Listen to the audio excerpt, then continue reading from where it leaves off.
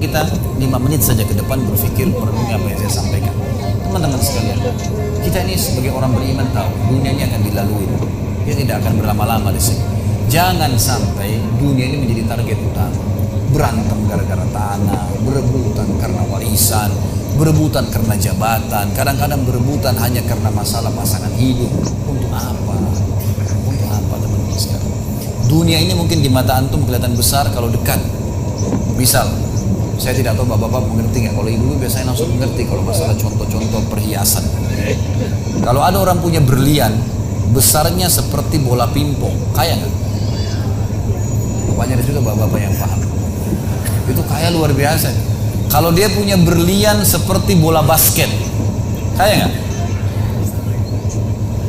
Coba taruh berlian yang seperti bola basket itu di tanah, terus antum naik pesawat ke atas. Makin jauh, kelihatan gak? Orang yang perebutkan tanah 1000 kali 1000 meter, 1 hektar, berapa hektar, tumpah-tumpahan darah. Karena kalau dia naik pesawat hilang semua tuh. Mobil mewah, bangga-banggaan dengan mereknya. Kalau kita di atas pesawat kayak gentong-gentong lagi jalan. Cuma hiasan dunia. Apa yang mau dikejar?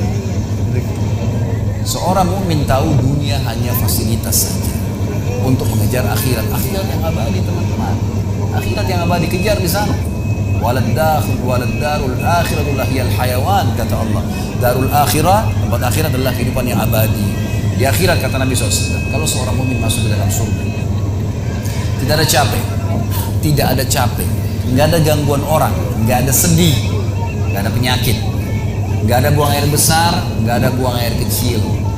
Makanan dan minuman yang dimakan ahli surga yang tidak dibutuhkan oleh tubuhnya akan keluar dalam bentuk keringat yang lebih wangi dari bau kasturi. Gak ada lagi masa tua, gak ada masa anak-anak. Semuanya berumur 33 tahun dan semua laki-laki akan kembali kepada poster ayahnya Adam 60 siku ke langit 27,5 meter. Dan semua perempuan kembali kepada poster ibunya Hawa 40 siku ke langit 17,5 meter.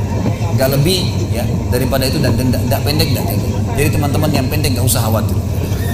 Ini cuma dunia. Sampai orang beriman pun tahu kalau ada orang lahir dalam kondisi fisiknya luar biasa, matanya buta, telinganya tuli, tangannya, kakinya semua putus, gitu kan? Itu tetap bagi orang beriman punya nilai. Karena itu cuma dunia. Begitu dia meninggal, jasadnya akan dimakan oleh tanah. Sebagaimana sabda Nabi SAW, semua jasad kalian akan dimakan oleh tanah kecuali tulang ekor kalian yang darinya Allah akan tumbuhkan kalian. Di akhirat ditumbuhkan jasad yang baru. Itu yang akan hidup bersama kita di surga atau di neraka, gitu kan? Jadi ini cuma dunia sebentar. Untuk apa dikejar, teman-teman sekalian? Ingat, Nabi SAW pernah keluar dalam hadis Bukhari dari masjid beliau, kemudian beliau menggambar kotak. Lalu beliau mengatakan, inilah kotak kehidupan manusia. Seperti meja ini misalnya, inilah kotak kehidupan manusia. Lalu Nabi SAW menggaris dari luar kotak, di bawah kaki beliau, digaris, dilewatin kotak ini sampai melewati kotak tengah, di depan, panjang. Lalu kata Nabi SAW, ini angan-angan manusia. Ini angan-angannya melampaui kehidupannya. Lebih 500 tahun ke depan, padahal umurnya cuma 60-70. Lalu Nabi SAW menarik dengan tongkatnya dengan keras dari sisi kanan garis kotak, digaris dengan keras sampai terbongkar tanah itu digaris dan memutus garis tengah itu. Lalu beliau mengatakan, dan ini kematian yang akan datang memutus angan-angannya. Di Jakarta kemarin teman-teman sekali, ini bukan nakut-nakutin, tapi di Jakarta kemarin begitu. Ada orang keluar dari mall, kisah nyata, bawa kresek banyak sekali, habis belanja buat keluarganya. Mobilnya Masya Allah mewah luar biasa, super lux, paling mahal. Parkir, begitu melihat tukang parkirnya sangat senang nih, karena ini orang kaya, pasti kasih tip yang banyak gitu. Naik di mobilnya, di starter mobil, tidak pakai supir kebetulan, dia nyalain, mobil di depan ada, mobil di belakang ada, jadi terhimpit. Tiba-tiba orang ini tuh starter mobilnya diinjak gas dengan sangat keras, mundur ke belakang, nabrak mobil di belakang, hancur total. Tukang parkirnya pun tadi jadi marah, Pak, Papa nggak lihat, ambil marah-marah. Tapi anehnya orang ini gasnya terus kencang, begitu ribut, gitu kan. Maka tukang parkir curiga, dibuka pintu, orang itu sudah meninggal dulu. Teman-teman sekalian, pernah nggak orang ini berpikir dia akan mati pada saat keluar dari mall? Kalau dia tahu dia tidak bakal keluar ke mall. Di depan mata saya pernah ada orang meninggal di rumah sakit ayah saya. Kebetulan di Makassar beliau punya rumah sakit, dan itu di pinggir jalan raya. Sore hari subhanallah ada anak muda. Saya pas lagi di teras lantai 2 rumah ayah saya itu kelihatan jalan raya. Jadi kelihatan orang kejadian ini. Ada anak muda lagi pakai motor, waktu itu motor baru dia jalan. Jadi jalurnya 2 jalur gitu kan. Rupanya motor ini motor itu dari arah sana. Kemudian di sini ada mobil pick up yang pelan jalannya gitu. Ada mobil truk pelan jalannya. Di belakang ini rupanya ada mobil truk pelan, di belakangnya ada mobil pick up. Mobil pick up ini mungkin karena terganggu, dia bukan ngelewatin dari kiri, dia keluar ke jalur sebelah. Keluar, motor yang tadi lagi kencang, dia kayak sangka tabrak, meninggal di tempat. Jatuh tergeletak, motornya dibawa, dicek di rumah sakit, ayah saya di klinik, ternyata sudah meninggal dunia. Saya lihat orang itu subhanallah tergeletak.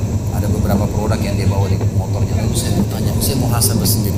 Orang ini pernah berpikir nggak ya untuk keluar rumah tadi akan dia tabrakan, dia akan jatuh? Saya yakin tidak. Kalau dia berpikir dia tidak akan keluar dari rumahnya. Tapi begitulah ajal kalau datang teman-teman sekalian. Kalau datang tidak akan terlambat sesaat atau berkurang sesaat. Harus pahamin, gitu kan?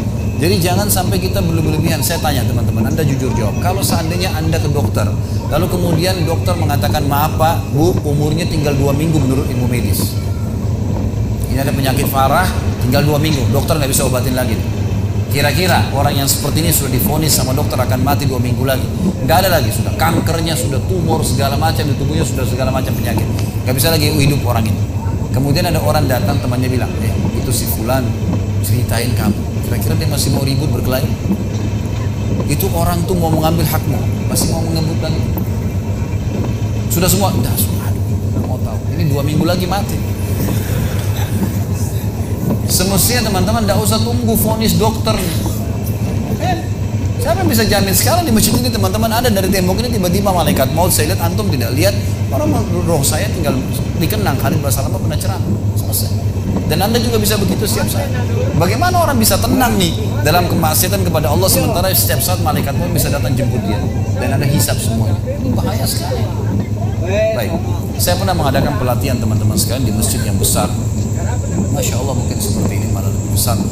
Lantai 2 juga seperti dan penuh. Di lantai 2 itu ada banyak ibu-ibu akhwatnya. Saya bicara masalah kematian selama 2 jam materi lengkap. Kemudian setelah itu saya bilang sebelumnya saya bilang sama panitia tolong supaya lebih hidup suasananya, siapkan kebutuhan jenazah, meja, kain kafan sama menyan-menyannya semua. Kemudian di sebelah masjid buatin liang lahat.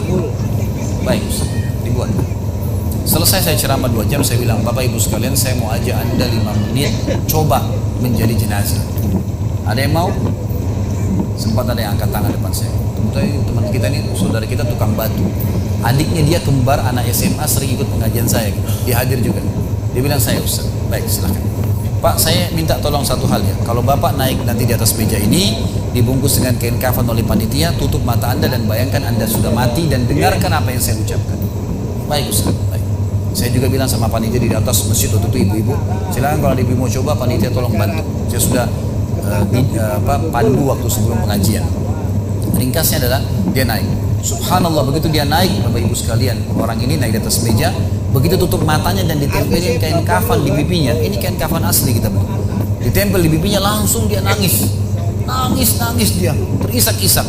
Lalu kemudian panitia taruh tangannya di dadanya harus dibungkus gitu kan. Lalu saya bilang, Pak, coba renungin sekarang Anda sudah mati dan hirup-hirup di masjid ini ada orang nangis. Kebetulan adiknya dia yang kembar ini murid saya duduk di sebelah kiri kanannya dan membayangkan benar kakaknya meninggal. Mereka betul-betul menangis gitu. Ada jemaah-jemaah juga yang lain pada nangis. Saya bilang hirup-hirup masjid ini yang sedang menangis, ada yang sedang ngobrol. Ini anggap di rumah Anda pada saat Anda meninggal dunia. Dan Anda tidak bisa protes. Gak bisa bilang saya tidak mau, jangan ribut, gak bisa lagi. Panitia pun menaruh tangan kanan di atas tangan kiri, kita gak bisa protes taruh di dada. Dibungkus dengan kain kafan pun gak bisa. Baik, Pak, bayangkan semua peluang amal saleh yang semestinya Anda bisa kerjakan, sholat malam, sedekah bakti dengan orang tua, baca Quran, sholat berjamaah, yang Anda sia-siakan dan Anda menyesal kenapa tidak kerjakan sekarang. Dan bayangkan semua peluang dosa yang Anda tidak sia-siakan. Kesempatan zina, berzina, kesempatan dusta, kesempatan riba, semua dikerjakan. Dan Anda tidak sempat taubat dan Allah akan hukum Anda sekarang.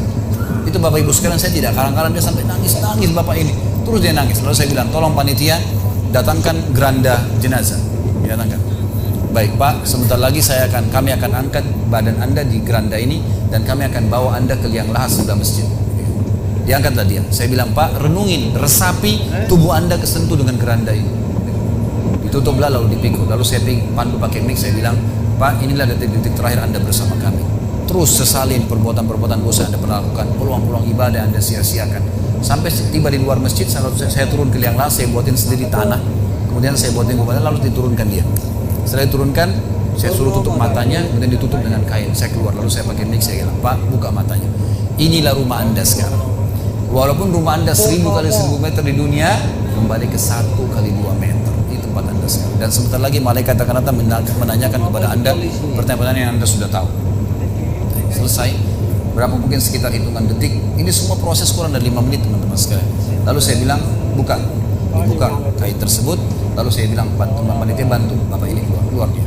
Waktu dia keluar dari kuburan liang lahat itu teman-teman, sempoyongan kayak orang yang sudah pusing itu keluar.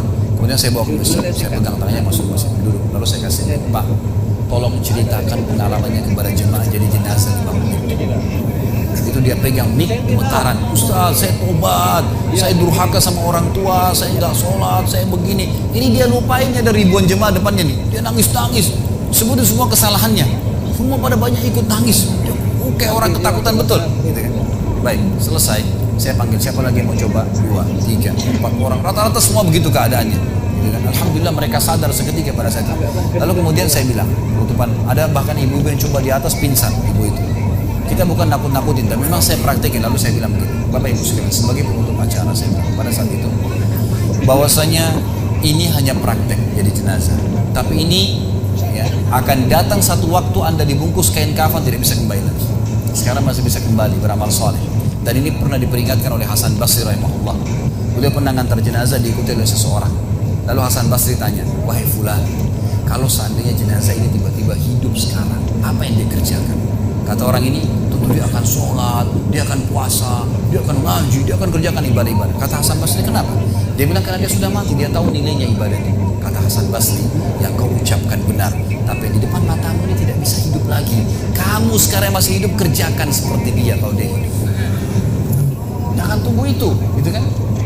Ingat teman-teman, ujian teman, ancaman teman, atau orang sekitar kita hanya sepanjang lidahnya.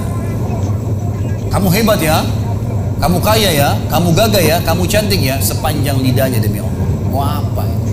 Apa yang mau dia? Orang-orang setengah mati sholat malam sejam 2 jam, besok ceritain ke orang hanya butuh pujian sepanjang lidah dia. Untuk apa? Teman-teman yang suka riak nih, saya ajarin caranya gampang. Ada caranya gampang. Kalau Anda besok pagi mau cerita kepada teman-teman Anda di kantor atau tempat, saya sholat di malam, sholat malam, gak usah tunggu besok pagi setengah mati, ngantuk-ngantuk nanti malam bangun. Jam 2 malam sebentar, datangin rumah teman yang jadi target, ketuk pintunya, nih saya mau sholat, lihat dia. Selesai. Gitu kan. Utama nunggu besok setengah mati, gitu kan. Gak ada gunanya riak, pujian orang sepanjang lidahnya, jangan. Gak ada gunanya. Jadi teman-teman sekalian, sadarilah mati akan datang dan jadilah seperti Bilal radhiyallahu anhu, sahabat Nabi yang mulia. Waktu ditanya, "Ma ra'yuka bil maut?" Apa pendapat Anda dengan kematian? Kata beliau, "Marhaban bil maut."